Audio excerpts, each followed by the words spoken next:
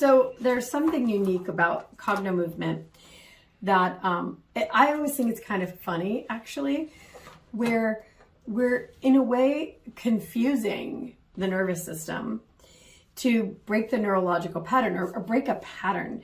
Originally, we were calling them calibrated loops, and it still is a calibrated loop, but essentially it means that, you know, I do this, so you do that. Or inside your body, I think this, so I act that way.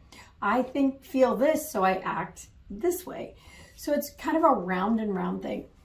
So what we do with this technology of Cognomovement is we go in and we radically interrupt the pattern and we confuse the pattern.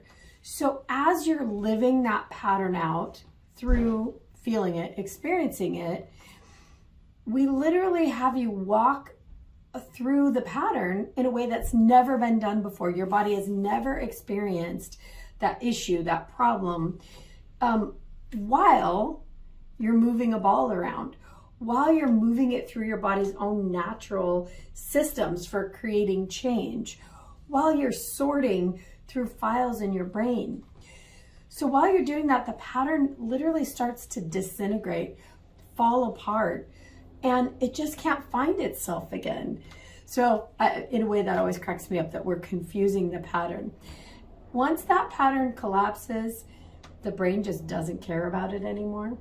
There's no driver, there's no physical way for that pattern to start running again. So I always find that kind of interesting. Again, that ability of your body to completely let go of it, the issue, and just not have it anymore is really that underlying cause of this emotional amnesia. You just don't feel anymore. Or craving amnesia. You just literally forget. And your body just has no interest in something that isn't a threat. So the nervous system is basically constantly creating a threat assessment on how big of a problem chocolate cake is, or your neighbor's dog barking, or that annoying person at work, or your feeling of despair or self-loathing or, you know, low self-esteem. Those are all things that the body thinks are a threat.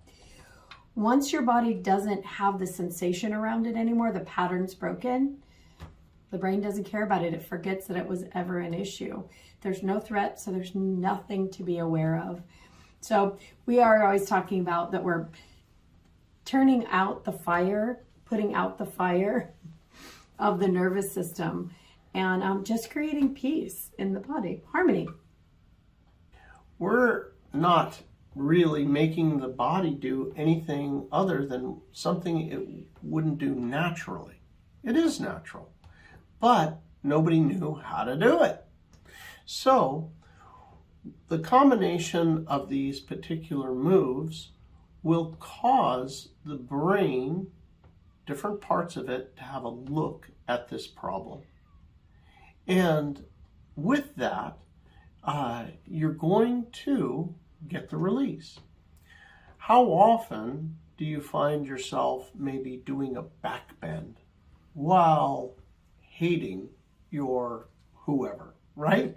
You just don't do it, No. right? You know, like, I hate this person, doing a back bend or doing a side bend. You know, you're causing a completely different physical activity as this is happening. It's really a good point. Like, you're never furious and start yawning. You know, Right. It just doesn't work. They're two opposite Yeah. effects. So Right. And so if you look at it like you have a bad feeling, you're going to get a contraction somewhere in the body. And with a lot of these moves, you're causing an extension in that part, helping it to release. So these moves, all of them, have that in common. You're going to get a very natural release. Even with the simple pulling of the ears, it causes a data dump out of the spinal cord. So I know that a lot of these things seem like, what the heck? Why are they making me do this? Or why are they telling me to breathe all the time? Well, there's a purpose behind all of it.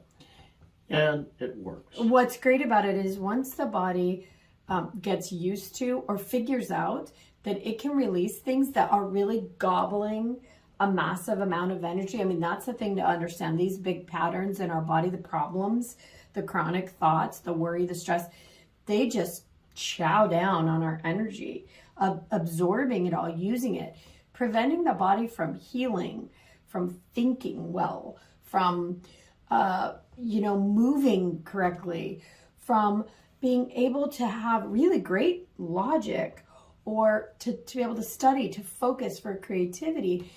These big issues in our body take all of that energy.